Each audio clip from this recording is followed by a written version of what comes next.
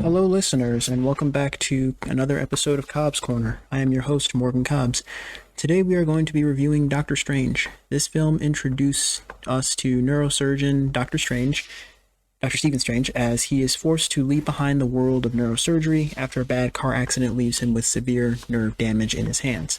He travels to a place called Camartage, and it is there that he is met by sorcerers Wong and Mordo, along with the Sorceress Supreme, a woman known only as the Ancient One. The four of them come face to face with Caecilius, a zealot who serves an evil force named Dormammu, who seeks to conquer the Earth because it is the only dimension with time. It is at Camartage that Strange is trained in the mystic arts and becomes a sorcerer who goes by the name Doctor Strange. The film stars Benedict Cumberbatch as Doctor Strange, Chiwetel Ejiofor as Mordo, Mads Mikkelsen as Caecilius, Rachel McAdams as Christine Palmer, Tilda Swinton as the Ancient One, and Benedict Wong as Wong. Stay tuned.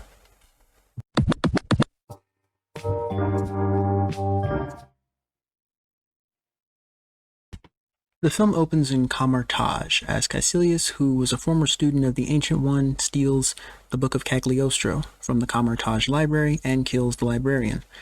He tears one spell from the book and leaves the rest of the book behind. The Ancient One attempts to stop him from casting that spell, which would open a portal to the Dark Dimension. As she is chasing Caecilius and his group of zealots, she traps them inside the Mirror Dimension, which is a dimension that is unaffected by the real world. Caecilius calls her a hypocrite because he notices a Dark Dimension spell symbol on her forehead, revealing that the Ancient One does in fact draw her power from the Dark Dimension, the same dimension that she wants to stop Caecilius and his zealots from accessing, or from opening a portal to. Caecilius and his zealots, they escape with the spell, and the Ancient One leaves the Mirror Dimension and pretty much just walks into the New York City streets, which New York City is actually where one of the sanctums that they have set up is in New York City. More on that later. We then cut to Dr. Stephen Strange performing surgery at a hospital in New York. He asks one of the other doctors to cover up his watch as he's performing the surgery, a nod to time being the essential component of this movie. And even during the surgery, they're like playing music in the background, and he guesses the year that one song came out in, and I think it said like it charted in 1979, but it really came out in 78. So we kind of see how like he, has, he knows a lot, and then he's kind of, egotistical and prideful, which is going to come up later in the film. After the surgery, he ends up saving the life of a patient who had a perfect bullet still lodged in his head, and one of the other doctors was going to pronounce him dead and harvest his organs, because he was an organ donor, but Stephen saves the guy's life, and we see how Stephen's a very cocky and egotistical doctor who thinks very highly of himself. After his job, after work, he goes back to his high-rise apartment where we see an award that he received dated 2016. And he has a watch collection, similar to how Tony Stark had a watch collection in Iron Man 2. Although unlike how we saw Tony sell off one of his watches, well, the watch that Obadiah Stane gave him, he sells that watch in Iron Man 2. We see that Stephen Strange has like a watch collection, and he like kind of maintains them. They're like a prized possession of his. And the watch that he puts on that night is dated February 2nd, 2016, which is, of course, Groundhog Day. More on that later on. Strange is driving to a speaking engagement at a banquet of some sort for the Neurological Society. And during his drive over to the dinner, he ends up getting in a terrible car accident, leaving him unable to move his hands and with severe nerve damage.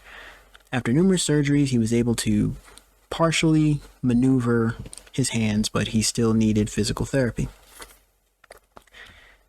His physical therapist tells him about a former patient of his named Jonathan Pangborn, who had actually recovered from partial paralysis from the waist down. Strange wanted his hands to be fixed so badly, and the damage was so severe still that he was struggling to write his own name. which is actually a shot taken straight out of the comics where Strange struggled to write his own name, Stephen Strange. Out of anger at his condition, he snaps at Christine and kicks her out of his apartment. She had come by to visit. He's pretty much snaps at her, and he's officially lost her as a friend and former lover. The two of them used to date, I guess, before the events of this movie. And since then, they've been co-workers, but now he's kind of lost her as a friend and maybe even as a co-worker. So, Strange finds Pangborn playing pickup basketball, which is a nod to the actor Benjamin Bratt's involvement in the 2004 superhero film Catwoman. There's a basketball scene in that movie as well. Deep cut. Pangborn says how he remembers Steven as he refused to see Pangborn one time. Pangborn tells Steven the story of how he had given up on his body, and instead he tried to elevate his mind, and that led him to a place called Kamartaj. And this leads Steven to travel to Kathmandu, Nepal in search of this place called Kamartaj. Strange is met by Mordo, who brings him to Kamartaj and introduces him to the Ancient One. The Ancient One tells Steven how human cells can be reprogrammed to put themselves back together in all different ways and heal the body. Of course, referencing how Pangborn was able to pretty much heal himself and reprogram his cells. I guess a nod to programming, and I guess the Ancient One compares the spells that they use to code subtle nods to, I guess, the Matrix franchise, and how they thought it was the real world, but really it was just the Matrix and that sort of thing. She shows him a picture of the 7 chakras, an acupuncture diagram, and even a human skeleton. She explains how each of these diagrams are all accurate, and they show the human spirit in part, but not the whole. They show part of the human, I guess, soul and the human spirit. They show bits and pieces, but not the whole. Strange writes off the Ancient One as a fraud. As he attempts to hit her, she blocks his strike and pushes his soul into the astral plane, where now his soul has exited from his physical body. After bringing his soul back into his body, she presses his forehead and tells him to open his eye, referring, of course, to the center of the forehead being the location of the third eye, which I believe is the first of the 7 chakras. So, open your eye, and she strikes him in the center of his forehead. And this sends Strange on a huge acid trip through the multiverse, explaining to him, and, while he's, going through the multiverse and going through all these different dimensions, he even shows up in the quantum realm. Throughout the multiverse, the Ancient One is explaining to him how Earth is a part of one dimension of an infinite number. Some dimensions, like the quantum realm, which Strange visits, are benevolent and life-giving, while others, like the dark dimension, are places where evil lies. Upon Strange's return to Kamartaj, to the real world, he asks the Ancient One to teach him, and she refuses, throwing him out of Kamartaj. Probably for the way that he wrote her off earlier. After 5 hours of Strange begging to come back inside, she finally lets him back in and agrees to train him. She explains how as sorcerers, they harness energy from other dimensions to cast spells, to conjure shields, and weapons to make magic. Strange is then taught how to use his sling ring, which allows him to travel from place to place in an instant. The Ancient One actually takes him up to Mount Everest and tells him how he will be dead within 2 hours or something if he doesn't use that sling ring to imagine Kamartaj and open a portal to Kamartaj and walk through it. He makes it back though. He does not get stranded. Throughout his training, he reads different books on various subjects, including astral projection. He meets the librarian Wong, who, as he introduced himself to Wong, he's like, oh, just one name? Zendaya, Moby, Eminem. He even says Beyonce. And he's and then Wong's like, who? And then Strange responds like, she's a really big star. And it's funny, later on in the film, we actually hear Wong is listening to Single Ladies by Beyonce. So, the just one name. Yeah. Wong warns Strange not to tamper with the natural law, which I'll get to in a second. He also tells him like not to steal from the library, and all of the books are like chained up. All the books in the library are chained up, and that's actually how old medieval archives, like all those books are attached to chains. So Wong warns Strange not to tamper with the natural law, the natural order of things. And as Strange trains in combat with Mordo informs him that some magic is too powerful to conjure in the form of a spell, so they embellish objects with that magic instead. The objects being relics. And one of those objects is the Staff of the Living Tribunal. The Living Tribunal is a cosmic entity who has not shown up yet in the MCU, who was a judge, pretty much judge, jury, and executioner over the entire multiverse. And he was going to show up in a future film, but, as of the recording of this podcast, the Living Tribunal has not shown up in the MCU yet.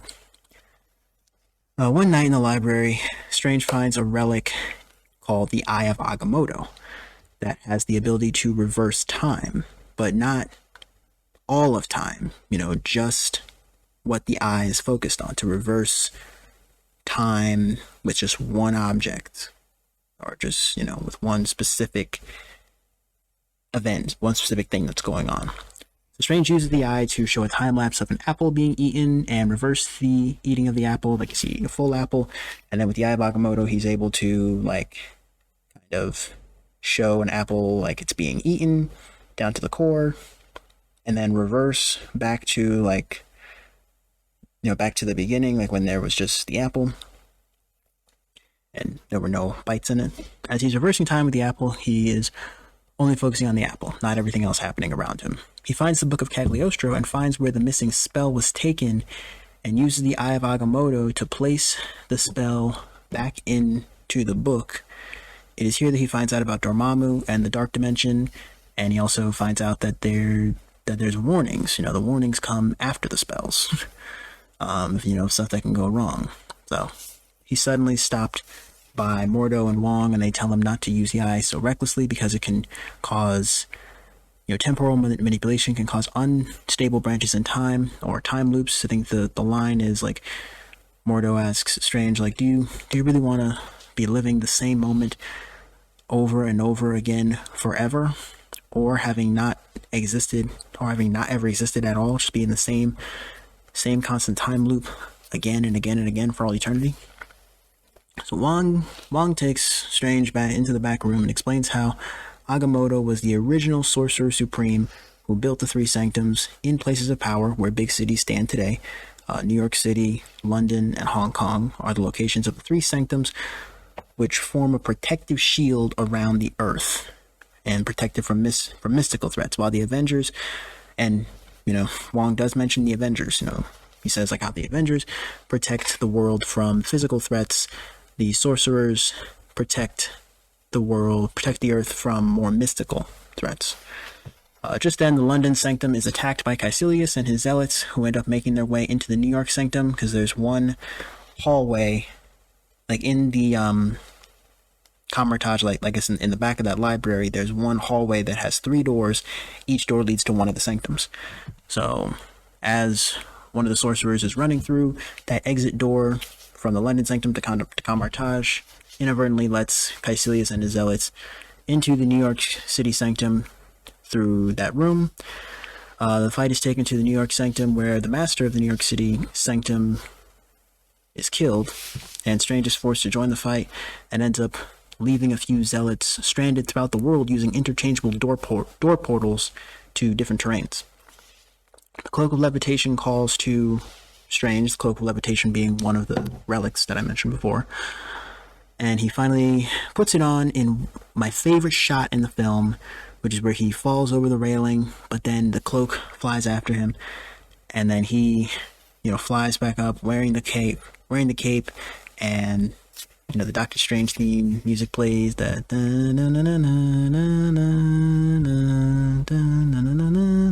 actually one of my favorite scores out of any of the Marvel films. So Strange confines Caecilius to a mechanical contraption called the Crimson Bands of Kydorak. I might be mispronouncing that last word.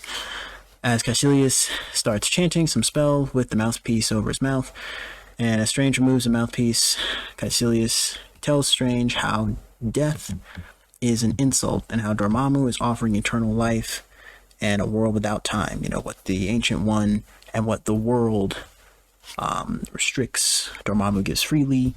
He's offering eternal life and a world beyond time. Time, of course, being what makes our physical dimension, our dimension, so special, because the dark dimension, they don't know what time is. Dormammu doesn't know what time is. He doesn't experience time like all these other dimensions, which in theory could exist outside of the sphere of time and space. All concepts of time and space become irrelevant, almost like the quantum realm, like what Ant-Man, Dr. Pym was referring to in the first Ant-Man movie. It's like the quantum realm. You become so smaller, you just shrink infinitely, become infinitesimally small. All concepts of time and space become irrelevant. So, Dormammu in the dark dimension, they don't know what time and space is. That's what makes our dimension so unique, because it's not like any of the others. Caecilius then goes on to tell Strange how the reason why the Ancient One has lived for so long is because she draws her power from the dark dimension. And, this is a shocker to Stephen Strange. Just then, Caecilius points out how Strange doesn't have his sling ring. Strange chases down one of the zealot that stole his sling ring and ends up getting stabbed with what looks like a shard of glass. Strange traps the zealot with his Cloak of Levitation and escapes to the same hospital he used to work at. He finds Christine and asks her to operate on him and removes the shard. Just then, the zealot enters the astral plane, and the two of them end up fighting in the astral plane. The fight ends as Christine uses a defibrillator, which sends a shockwave through Strange's body and helps him fight the zealot, and, I guess unintentionally ends up killing this zealot. He realizes that he has just killed a man. He exits the astral plane and tells Christine to hit him again, sends another shockwave through the body, which allows him to kill the zealot. Strange apologizes to Christine for the way he treated her, and he then escapes through a portal, and he goes back to the New York City sanctum. He's met by the Ancient One and Mordo as they applaud him on fighting Caecilius and the Cloak of Levitation. Choosing him, it was no small feat, and Strange is now outraged and goes on and on about how when he became a doctor, he took the Hippocratic Oath. He swore an oath to do no harm, and he has just killed a man. He even, and all he wanted to do was just heal his hands. He even challenges the Ancient One and asks her why she draws her power from the dark dimension. Mordo yells at Strange, saying Strange has no right to accuse the Ancient One of doing such a thing, has no right to challenge the Ancient One in that way, and how Strange had to commit to the cause of being a sorcerer and possibly taking life if absolutely necessary, or they will lose to Caecilius. Caecilius will win if Strange does not, suck it up and commit to the cause. Just then, they're met by Caecilius in front of the sanctum. Strange traps them all in the mirror dimension, and the fight ensues. Mordo tells Strange how they can't affect the real world in here, but they can still kill us. Mordo, Strange, and the Ancient One all fight against Caecilius inside the mirror dimension, and we even get a Stan Lee cameo as a civilian riding the bus.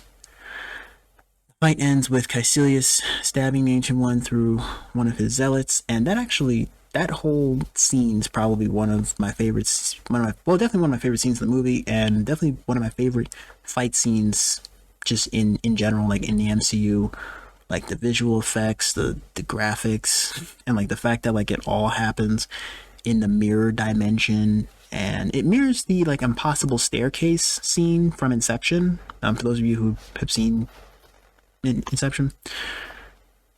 So Caecilius kills the Ancient One, or well, stabs the Ancient One through one of his own zealots, and the Ancient One is pushed through a portal back into the real world, and she crashes to the ground, and she's brought to the hospital. Strange suits up to perform the operation, turns the knife over to one of the other doctors as he is not fully healed from his car accident. He escapes to the astral plane where he is met by the Ancient One, who admits that she did in fact draw her power from the dark dimension, and she believed that that was necessary. She had always envisioned her own death, that she's always, been able to look forward to her own death, but she could never see anything past it. She's prevented countless possible futures, and she can't see Doctor Strange's future. She can only see its possibilities.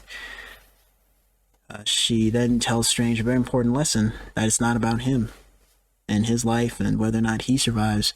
It's about the collective and greater good, the survival of the universe.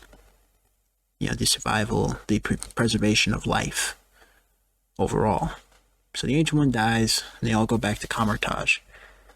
Upon realizing the truth about the Ancient One, Mordo criticizes her for tampering with the natural law and warns Strange that there will be consequences.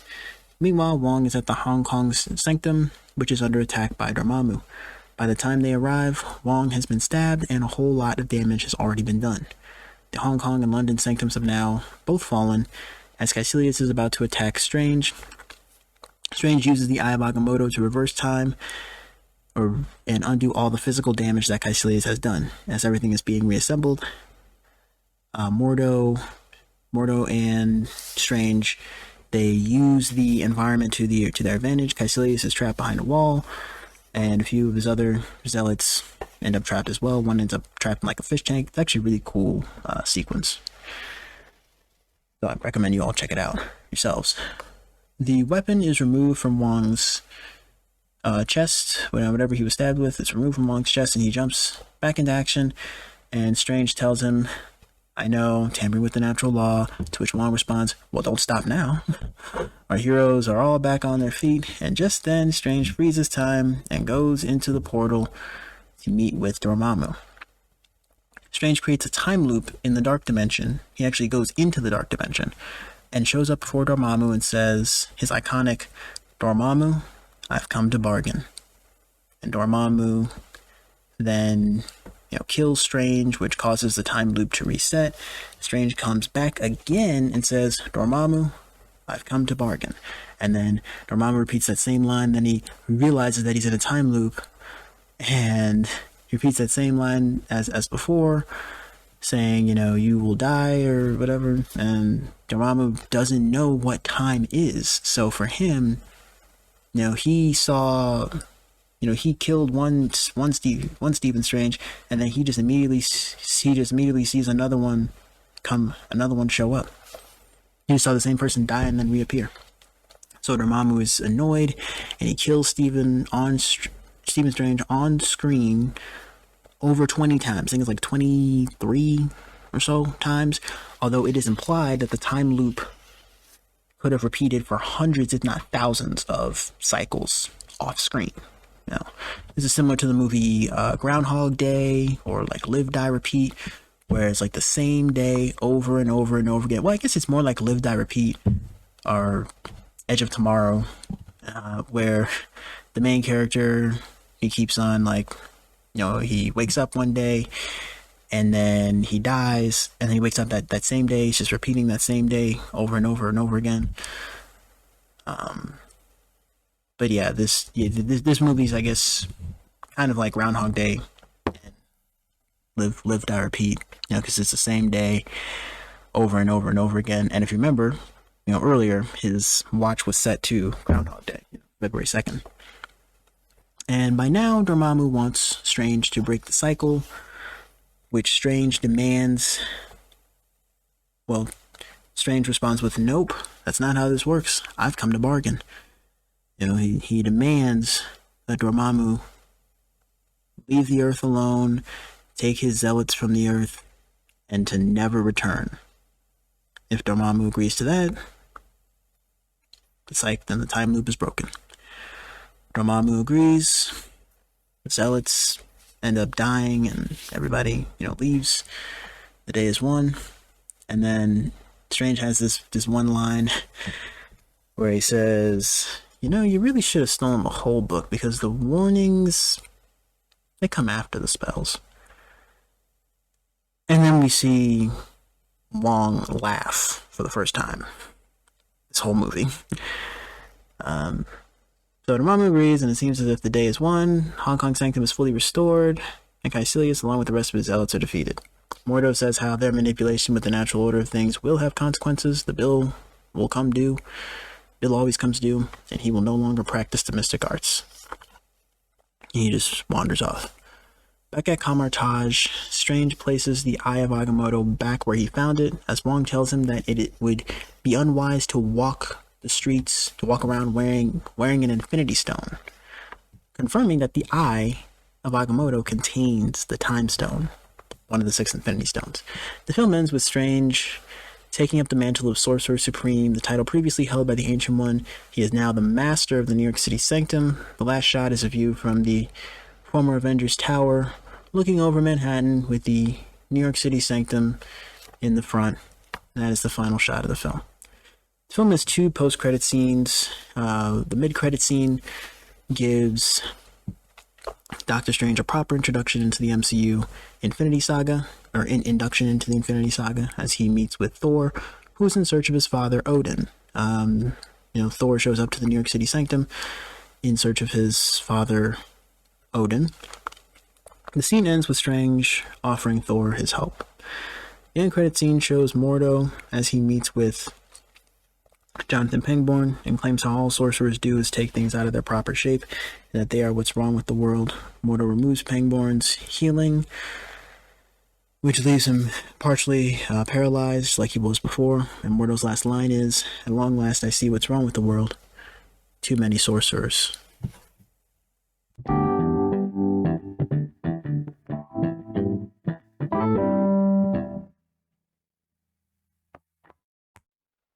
So the essential themes of this movie are ego and time. Stephen Strange's ego is put in check once his ability to perform surgery is removed from him in the form of a car crash. I guess his hands are sort of an allegory for his ego. When he had his hands, he was an egotistical and arrogant neurosurgeon who was forced to learn how to save lives using other methods besides his hands once he lost the ability to perform surgeries. He had to save lives another way as a sorcerer. Again, his hands being an allegory for his pride and his ego. The pivotal scene in this film is when the Ancient One tells him that it's not about him. He uses these parting words from the Ancient One as motivation to save the world and possibly even sacrifice himself. He tells Dormammu that the Earth will be safe even if we relive this moment forever and ever and ever. The Earth will be safe from you. Now I will lay down my life to save 7 billion people. So, although the main contribution to the larger MCU in this film is the post-credit scene, I know I've said that about previous films. The difference being, I actually think that this movie is a great film on its own. Dormammu is also voiced by Benedict Cumberbatch, the same actor who plays Doctor Strange.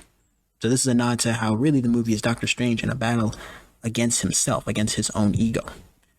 He tells Dormammu, like I said, although they may be stuck reliving the same moment again and again for all eternity, at least the Earth will be safe from the Dark Dimension. Strange already claims victory over his overinflated ego and arrogance. This shows his transformation into a true hero who isn't afraid to lay down his life to save billions of people, who thinks more highly of the collective good of humanity, puts humanity above himself. So, the main complaint that I've heard about this film is that it's too similar to Iron Man, and that there's some accident that happens which gives our protagonist a sudden change of heart, and then they become the hero who has to fight a villain that does everything the hero does except that he's evil for some reason. I think that this claim has its key points. I think the villain Dormammu, well, I think Caecilius, he's a sorcerer who I feel like was maybe a bit underdeveloped, but at the same time, Dormammu's the real villain in the end. And yeah, it is kind of similar to Iron Man. You had Obadiah Stane, the Ironmonger, who pretty much does what Iron Man does, except he's evil. And Marvel does have their fair share of black and white cookie cutter, villains. But in the same way, we're going to see in future films that Iron Man and Doctor Strange are similar characters, and I think that's why it worked. At the same time, I think when you introduce a new character, you have to have a solid foundation to go off of and get that origin story out of the way and build up from there. That formula worked with Iron Man, and it also worked with Doctor Strange. No, I'm not saying that they are the same character, but if something works once, why not try it again? I also think that Marvel has not constantly recycled that same formula for other characters. They only did this once for Doctor Strange, and it just worked because they're similar characters. Like, even if you read the comics, they're similar characters, both on screen and on paper. So, let me know what you guys thought of Doctor Strange. I'd love to hear from you guys. Feel free to hit me up on Twitter, Instagram, or via my business email that I now have, Cobbs Corner podcast@gmail.com. Doctor Strange, one of my favorite MCU films. Not my favorite film in Phase 3, but it's definitely in my top 10 on any given day. Our next film will be Guardians of the Galaxy Volume 2. This film will follow the Guardians of the Galaxy, who we met in the first Guardians of the Galaxy, as they find Peter Quill's dad, and whose name is also Ego. And they also encounter, of course, the Ravagers and a new alien race called the Sovereign. You won't want to miss that one. If you like this episode, be sure to leave it a like and share it with someone that you think will enjoy it. Follow me on Instagram at future_mechanical_engineer. Follow this podcast on Instagram at Cobbs_corner_podcast and on Twitter at Cobbs_corner. All of those links will be in the description below. Be sure to turn on your post notifications wherever you are listening from, because I drop a new episode every Friday morning at 10 a.m. Eastern Time, and you don't want to miss out. I will talk to all of you in the next episode. Peace.